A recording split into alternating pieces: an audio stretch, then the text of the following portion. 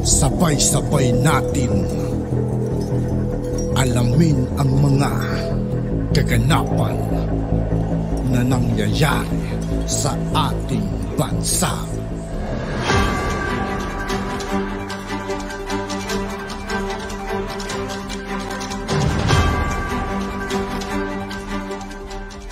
Yo, what's up mga kaibigan? This is I2K po again. Ngayon nandito ulit tayo sa channel ni Banat News Updates. Dito ulit tayo magbibigay ng komento at reaksyon. Kaya samahan nyo ako guys. Let's go! Naroon. Lahat po na nagsabi ron, si Panelo. Ano sinabi ni Panelo? Walang secret deal. Walang gentleman's agreement. Si Anyo nagsalita na po, there is no such thing as gentleman's agreement. So lahat po ng naroon na nagsalita, wala pong secret deal. Ano po iimbestigahan nyo? Kung may secret deal o wala? Wala nga eh. Nilantad na nga ni Pangulong Duterte ang lahat. Hindi nyo nga maipaliwanag eh. Meski po yung Pangulo ng Pilipinas, hindi po maipaliwanag kung ano po yung secret deal. Teka lang, mahal na Pangulo ah. Ulitin ko lang po. Ang sabi nyo kasi, eto yung dahilan kung bakit nagalit yung mga kaibigan nyo sa China. Kaibigan nyo pala yung mga taga-China eh. Meron na naman, butata na naman kayo. Lahat po na nagtuturing ng kaaway ang China, kaibigan pala ng Pangulo natin eh. Ano po yung gusto nyong pag-usapan? Wala naman po palang secret deal. Ano po yung laman ng secret deal? Kanino po natin naririnig yung secret deal? Kay Roque, hindi nga, kay Roque hindi nga, gentleman's agreement nga kay Roque. Di ba? Gentleman's agreement nga yung kay Roque, hindi po secret deal. Kala Carpio, yung mga taong wala ron, kay Pangulong Marcos. Sa inyo po namin naririnig na may secret deal at sa mga media. Inuulit-ulit po ng media, tanong nyo kung kanino sa kampo ni Pangulong Duterte nagsabi na may secret deal. Walang secret deal. Sabi raw ng China. Sabi ni Gilo, sabi ng China may secret deal. Di maniwala na tayo sa China. Ganyan palang gusto nyo. Wala na tayong problema. Gusto nyo po palang maniwala sa China eh. Alam nyo po ba yung sinabi ng China na hindi nyo pinaniwalaan? Yung po munang hindi nyo pinaniwalaan Mr. President. Ano po ang sinabi ng China na hindi nyo pinaniwalaan? Una, sinabi ng China na merong Pangulo na nangako sa kanila natatanggalin yung BRP Sierra Madre.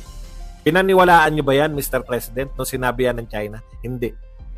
Sabi nyo, wala kayong nalalaman na agreement between China at sa former presidents. Lahat nga, natatandaan nyo, kailan lang yung buwan pa lang nakakalipas. Di ba lahat ng Pangulo, dating Pangulo, tumanggi? Sabi ng mga anak ni Erap, hindi nakapag-enter yung tatay namin dyan. Sabi ni GMA, hindi ako nakapag-enter.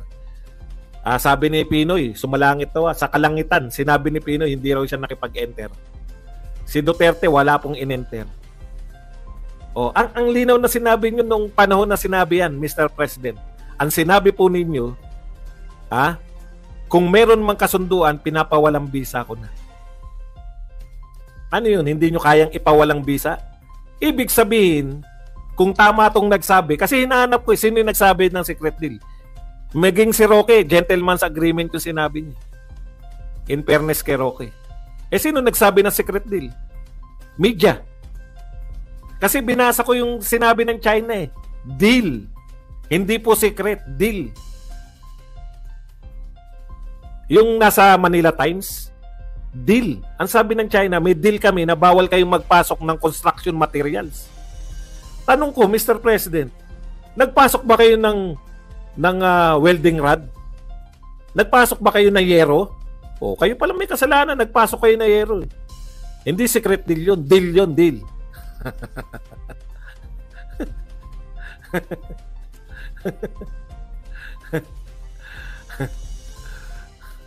Tama yan, Bert. Sino ba kilala mong traidor, Bert? Bert.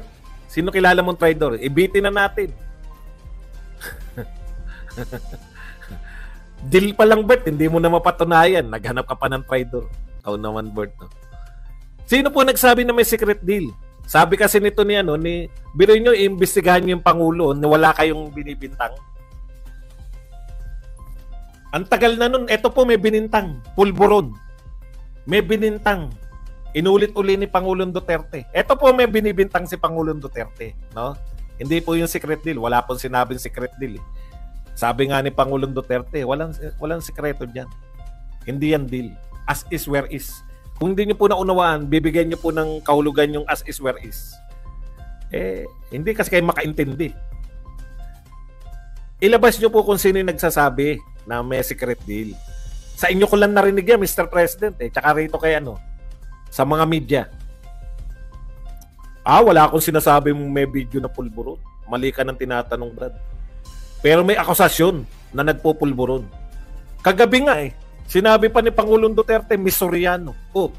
Ba't hindi nyo imbestigahan doon sa pulburon? Di ba?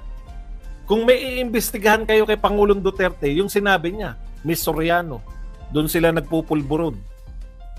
Narinig ko yung kagabi. Bakit yun ang ayaw nyong imbestigahan? Yung mga hindi sinabi, gusto nyong imbestigahan.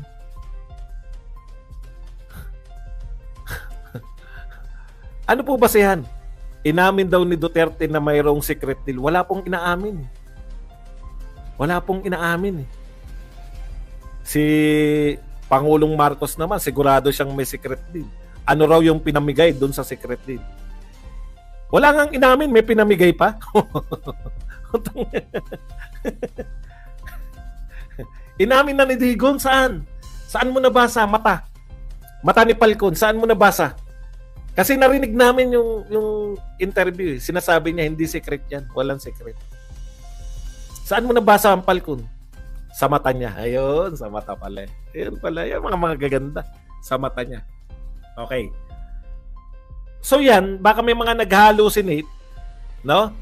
Naghahanap. Pero yung mga sinabi po, bakit po ayaw nyo nun? Yung bangag. Paulit-ulit po yung bangag. Binabanggit po ni Pangulong Duterte. Paulit-ulit po yun. Bakit po hindi nyo siya imbestigahan doon? Alam nyo kung bakit? Kasi nagbibintang At para mawala yung yung duda kung bangag ang isang tao o hindi. Simple lang yun. I-drug test lang po yun. Hindi po kinakailangan ng tokisan diyan. Yung akusasyon ni Pangulong Duterte, sa mata niya raw. Hindi raw siya naniniwala sa mata. Kaya may secret deal daw kasi tinignan niya yung mata. Hindi ako naniniwala sa mata kaya may secret deal ka, Duterte. Antindi, no? Antindi talaga. Ganyan po halimbawa ng mga akusasyon nila. Saan may secret deal? Inamin na ni Duterte. Saan mo nabasa? Sa mata. Sa mata ni Duterte nakalagay no secret deal. Ito po paliwanag niya sa mata. Tindi, no? Nakakatakot po sila kausap, no? Kasi di ako naniniwala sa mga sinasabi niya. Tignan niyo mata ni Digong. Pag hindi ka naniniwala, inamin niya na may secret deal. Palakpakan po natin. Ang huhusay po nila. Marami pong tao kagabi, narinig po yun. Miss Soriano, bangag. Narinig po yun. Bakit hindi po yun yung unahin nyo? Yung tungkol sa pulburon. Ano po yun, Inaakusahan ni Pangulong Duterte. Bakit hindi po yun yung unahin nyo? Bakit yung wala nag-aakusa? O kaya si Pangulong Marcos ang isalang nyo. Paano nyo po nasabi na may secret deal? Wala ba?